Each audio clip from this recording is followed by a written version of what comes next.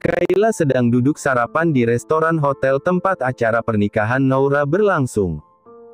Ia juga mendapatkan kunci hotel untuk menginap di hotel milik keluarga Raymond itu. Sedangkan orang tuanya sudah pulang duluan karena masih ada pekerjaan yang tak bisa ditinggal. Di hadapannya ada Ares yang tidak mengedipkan mata sama sekali. Ia memperhatikan segala gerak-gerik Kayla. Wanita yang sudah mulai masuk dan menetap di dalam hatinya itu. Ngapain lihatin aku begitu? Kamu nggak mau sarapan? Kayla bertanya saat mendapati Ares yang terus menatapnya dengan intens. Jantungnya berdegup kencang saat ditatap begitu oleh Ares. Setelah memberi kesempatan pada Ares untuk meluluhkan hatinya, Kayla sudah mulai bisa menerima keberadaan pria itu di hidupnya. Ditambah lagi proyek yang sedang ia kerjakan membuatnya terus-menerus menghabiskan waktu dengan Ares. Tapi ia masih tidak yakin dengan perasaannya, karena yang ia tahu di hatinya masih ada nama Alex. Dan ia tak ingin menerima Ares di hidupnya sedangkan hatinya masih pada Alex. Ia tidak mau melukai perasaan pria itu suatu saat nanti. Aku terpesona melihat pacarku yang cantik. Ares memuji kecantikan Kayla dengan senyum menggodanya. Melihat senyum manis Ares membuat jantung Kayla semakin berdegup kencang. Aku kenapa sih? Kayla berbicara di dalam hati, mengutuk dirinya sendiri yang tidak bisa mengontrol jantungnya. Makan yang banyak ya, Hani, Ares berkata sambil menggosok pelan rambut Kayla. Perhatian-perhatian kecil itulah yang membuat Kayla nyaman bersama Ares. Kayla mulai menyantap makanannya, diikuti oleh Ares yang juga mulai menyuap makanan itu ke dalam mulutnya. Tak butuh waktu lama, akhirnya keduanya selesai melaksanakan sarapan pagi mereka. Usai makan, keduanya mulai membahas mengenai proyek yang masih berlangsung itu. Karena itu alasan yang diberikan Ares saat mengajak Kayla sarapan bareng.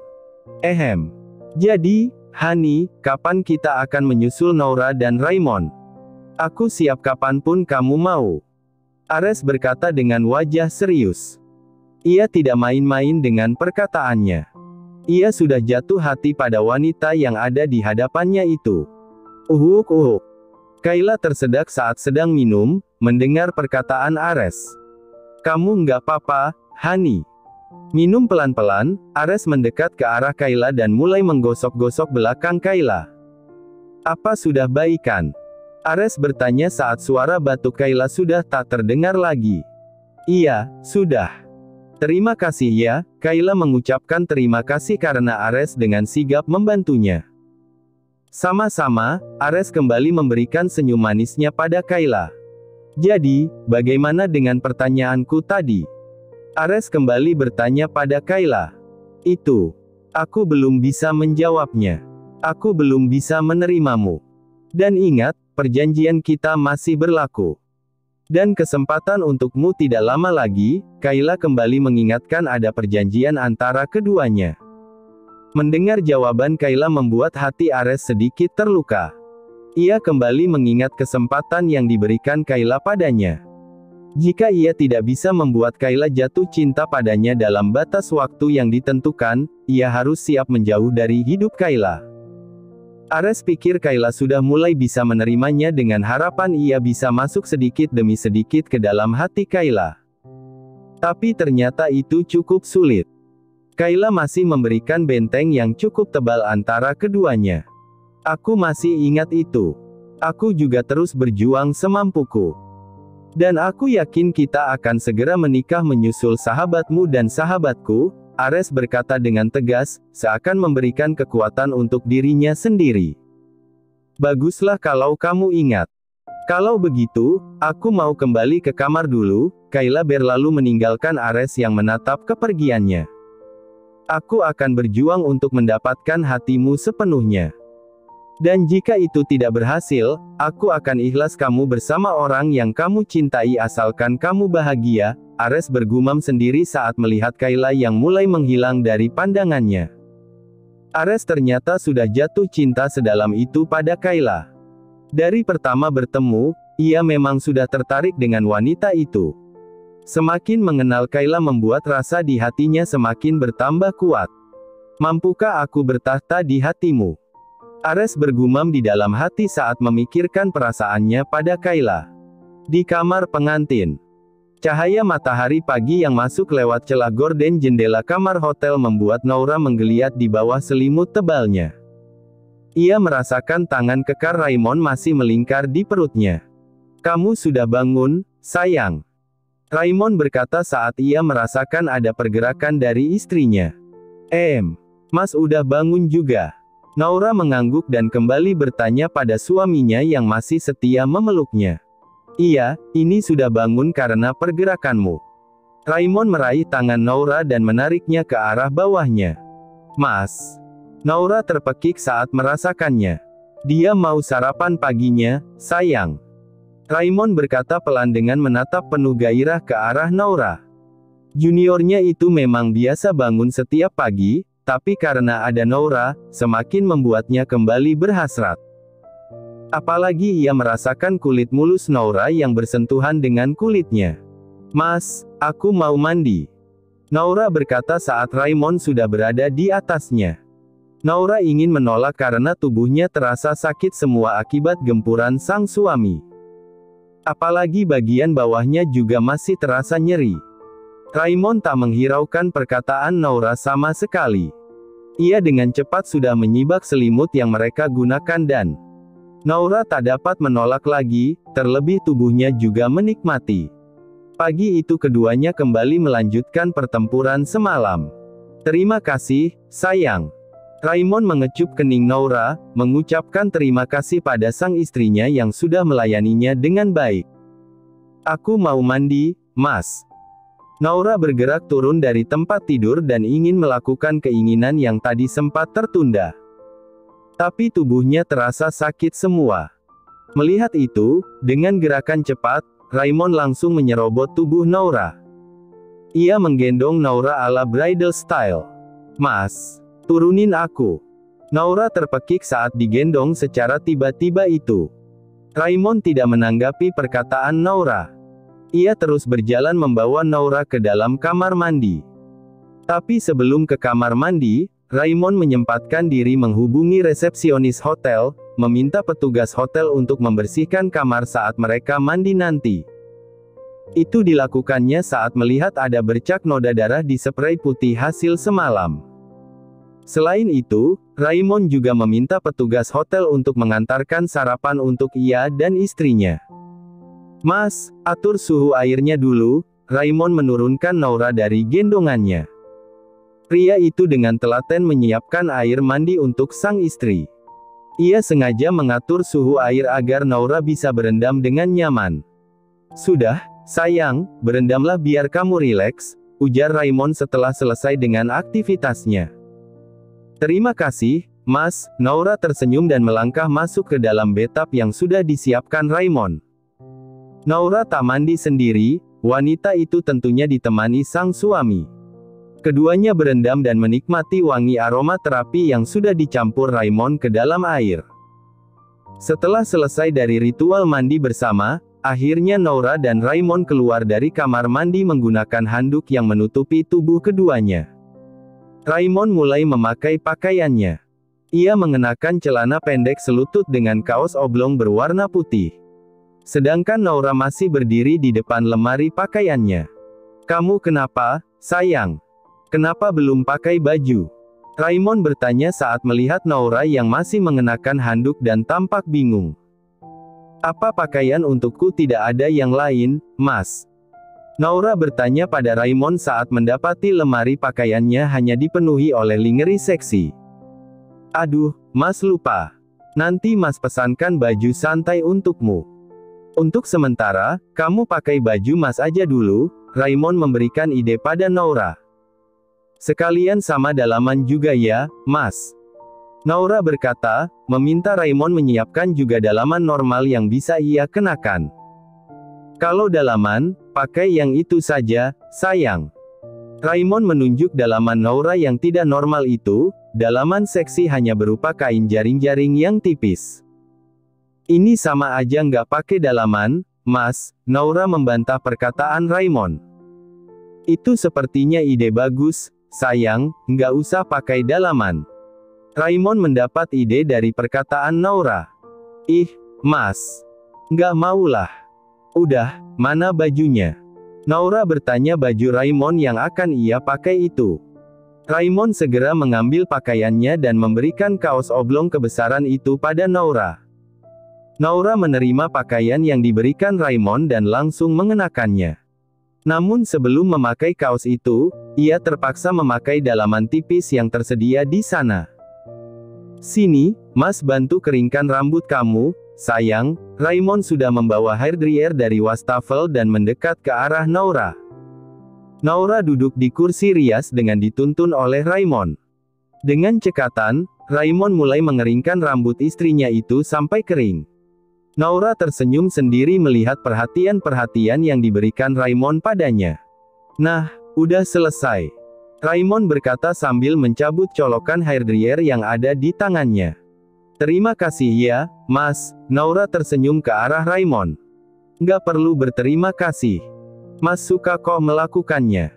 Sekarang, ayo sarapan dulu, biar kamu bertenaga. Raymond mengajak Naura sarapan agar staminanya kembali. Iya, ayo, Mas. Naura mengiyakan ajakan Raymond dan berlalu mengikuti Raymond menuju sarapan yang terletak di atas meja. Kedua pengantin baru itu mulai menyantap sarapan paginya dengan lahap. Dengan sesekali saling menyuapi satu sama lain. Mas, kita sampai kapan di sini? Naura bertanya pada Raymond. Ia mulai bosan jika harus berada di kamar hotel seharian. Kita di sini sampai kapan kamu mau? Lebih lama lebih baik, Raymond berkata sambil tersenyum pada Naura. Mana bisa gitu, Mas? Kita kan harus kerja. Naura langsung membantah perkataan Raymond.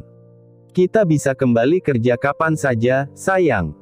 Segala urusan di kantor juga sudah diurus oleh Bagas. Jadi, kamu nggak perlu buru-buru masuk kantor. Kita bisa santai menikmati honeymoon kita, Raymond berkata dengan serius pada Naura.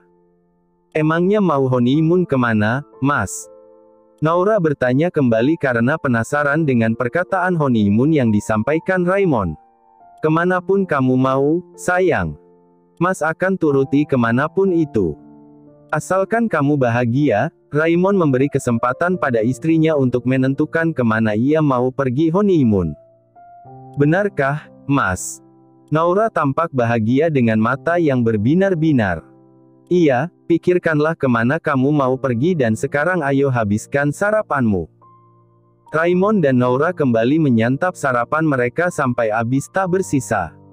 Naura menghabiskan sarapannya sambil tersenyum, memikirkan kemana ia akan berlibur. Raymond masih sibuk dengan tablet yang ada di tangannya.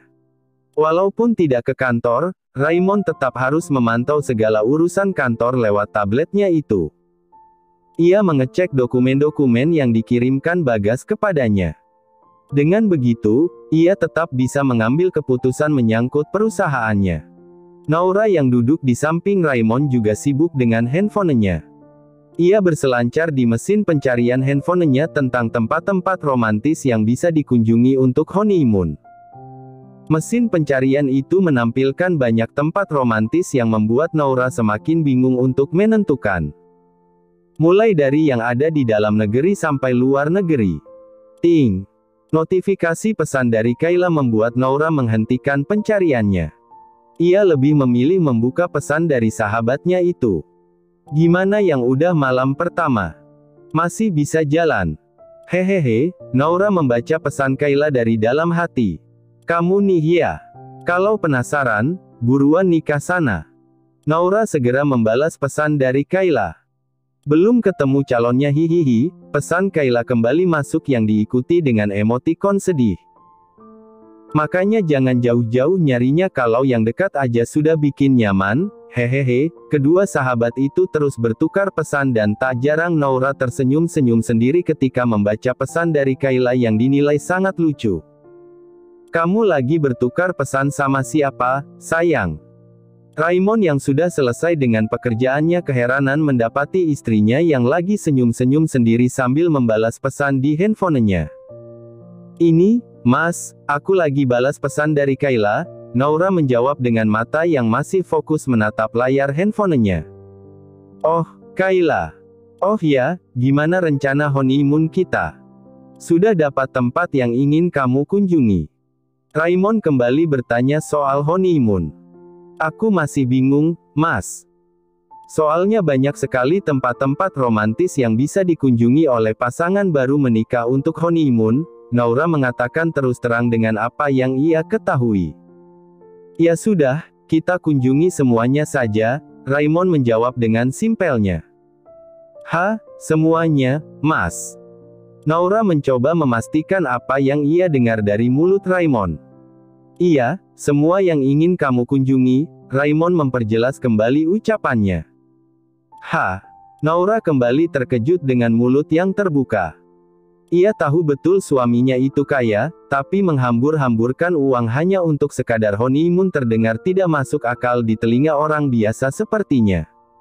Kamu ngapain terkejut seperti itu? Raymond menanyakan kenapa istrinya itu tampak shock mendengar perkataannya. Aku tahu kamu tuan CEO yang banyak uang. Tapi, Mas, nggak harus seperti itu juga kali. Naura berkata dengan menekankan kata tuan CEO pada suaminya itu. Hahaha, Raymond tertawa mendengar perkataan istrinya itu. Aku nggak ngelucu, Mas. Naura kesal mendengar Raymond yang tertawa lepas saat mendengar perkataannya. Iya, sayang, Raymond menghentikan tawanya saat melihat wajah Naura yang mulai cemberut. Terserah. Aku mau ke kamar Kayla. Naura berlalu meninggalkan Raymond seorang diri. Ia berjalan menuju kamar Kayla. Sayang, tunggu dulu. Raymond mencoba menghentikan Naura.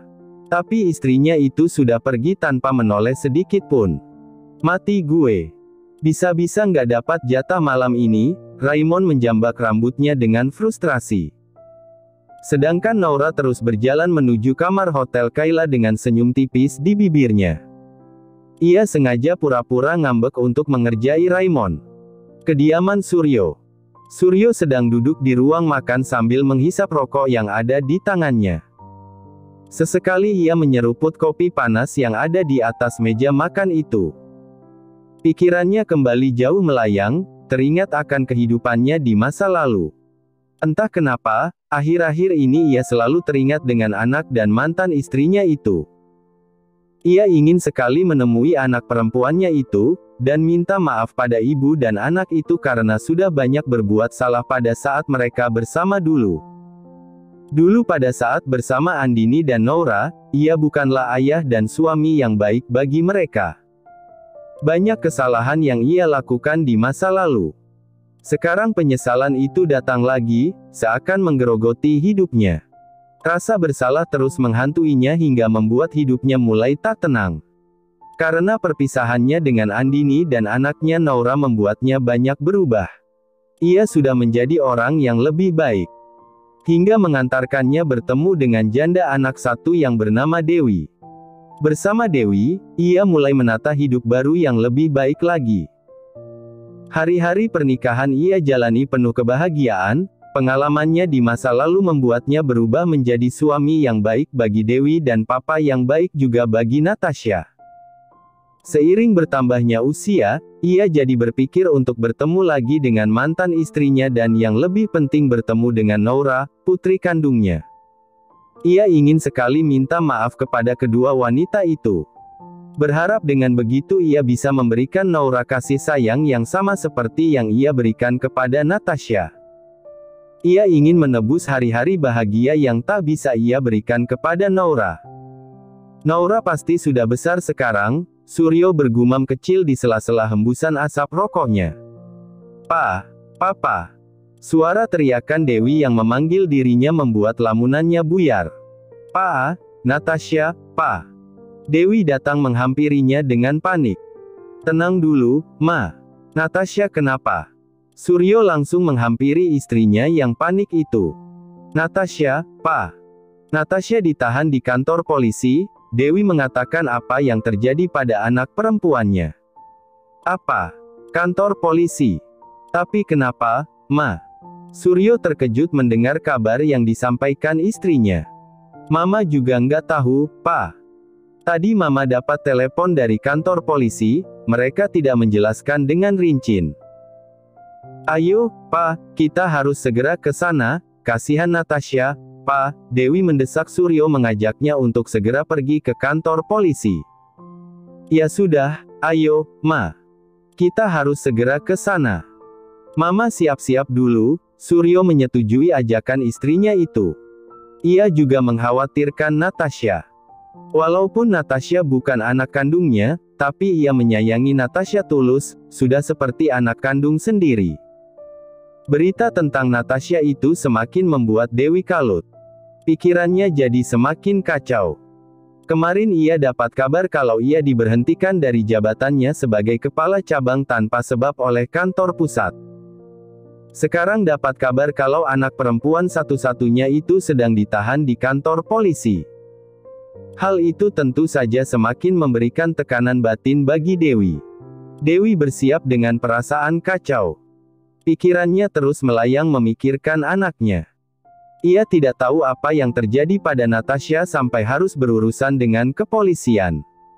Ayo, Pak, kita berangkat. Mama sudah siap. Dewi kembali menghampiri Suryo yang menunggunya di teras depan rumahnya. Kalau begitu, ayo berangkat, Ma. Suryo menaiki mobil diikuti oleh Dewi yang duduk di sampingnya. Mobil yang dikendarai Suryo itu melaju meninggalkan kediamannya menuju kantor polisi tempat Natasha berada. Setelah menempuh perjalanan beberapa jam, akhirnya mobil yang dikendarai Suryo sampai juga di kantor polisi tempat Natasha ditahan. Dengan buru-buru, Suryo dan Dewi turun dari mobil dan terus melangkah masuk ke dalam kantor polisi. Maaf, Pak, saya mau tanya. Tadi saya dapat telepon kalau anak saya ditahan di sini. Saya mau bertemu anak saya, Pak. Dewi langsung meminta bertemu Natasha pada petugas polisi yang berjaga. Siapa nama anak ibu? Petugas polisi itu menanyakan anak yang dimaksud Dewi. Nama anak saya Natasha, Pak. Dewi memberitahukan nama anaknya kepada petugas polisi itu. Oh, Bapak sama Ibu adalah orang tua Natasha. Kalau begitu, saya antar Ibu dan Bapak ke rekan saya dulu. Mari ikut saya. Petugas polisi itu membawa Suryo dan Dewi menghadap rekan kerjanya yang menangani kasus tabrak lari ibunya Naura.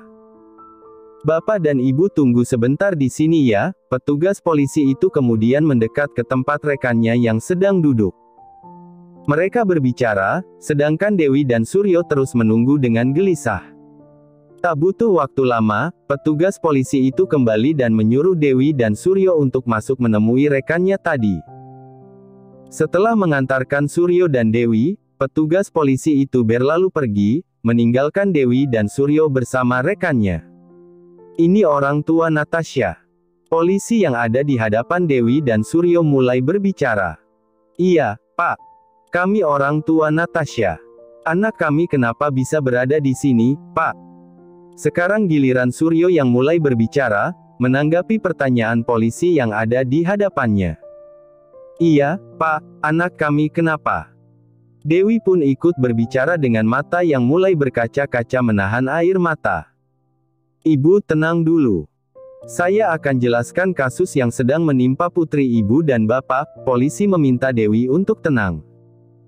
Setelah itu, barulah ia berbicara menjelaskan apa yang terjadi pada Natasha tanpa terkecuali.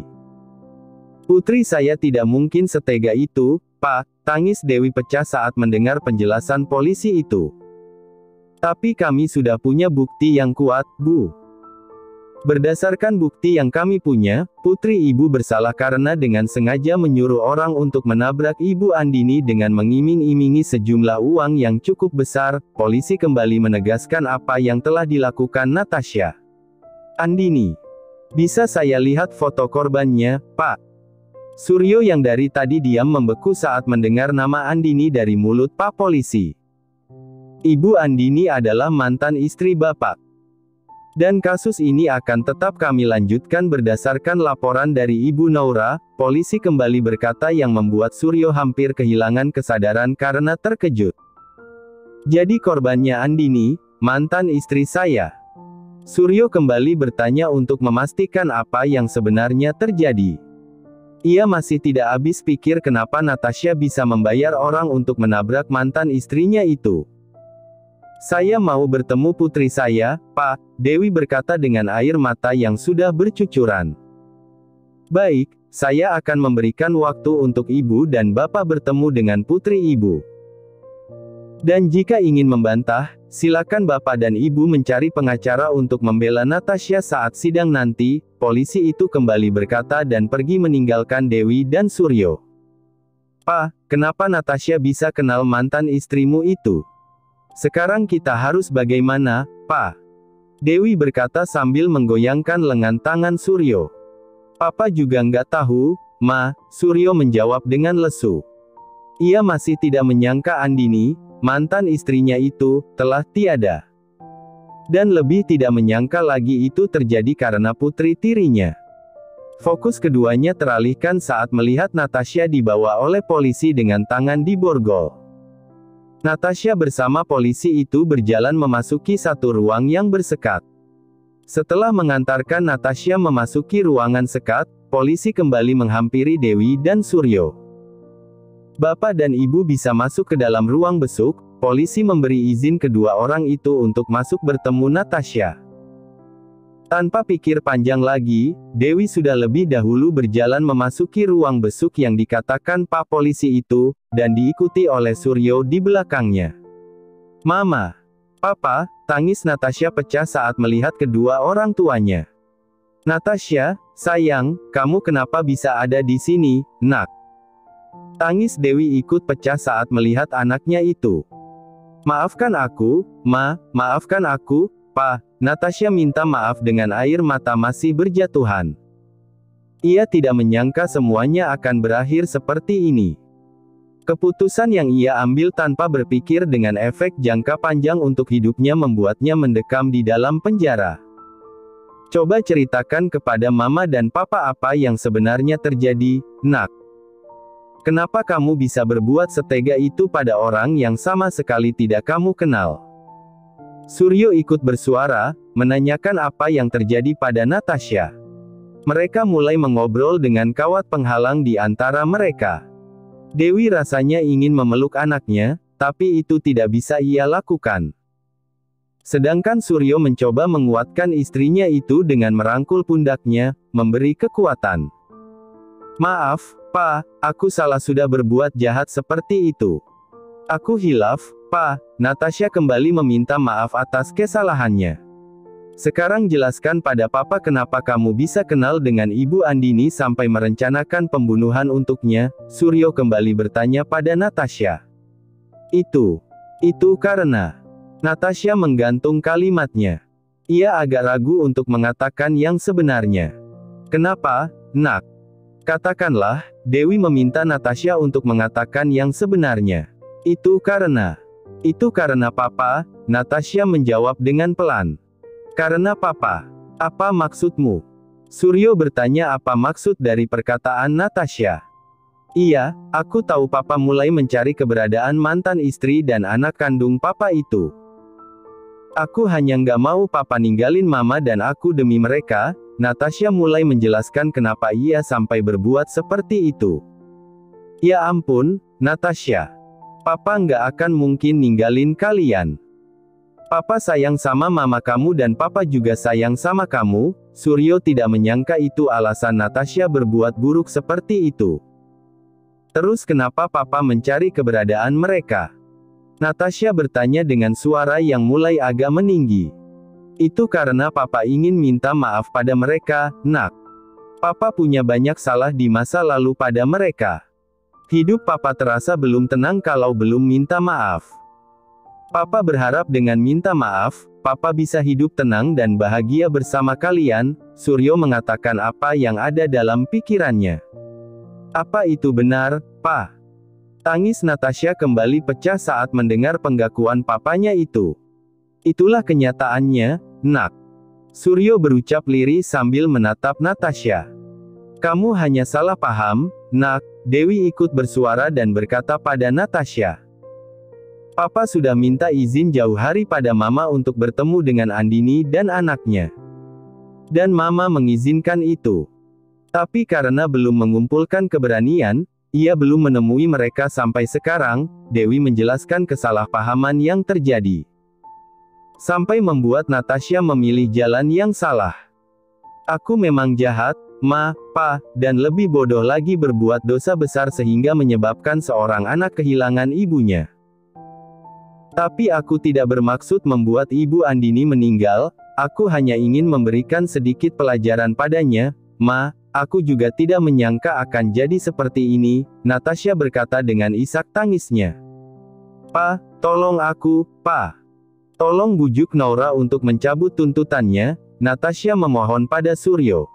Iya, Pa, Mama juga memohon pada Papa. Tolong Natasha, Pa, bujuk Naura untuk mencabut tuntutannya. Dewi ikut bersuara dengan nada memohon pada suaminya itu. Suryo hanya terdiam, dan ia tampak mencoba berpikir.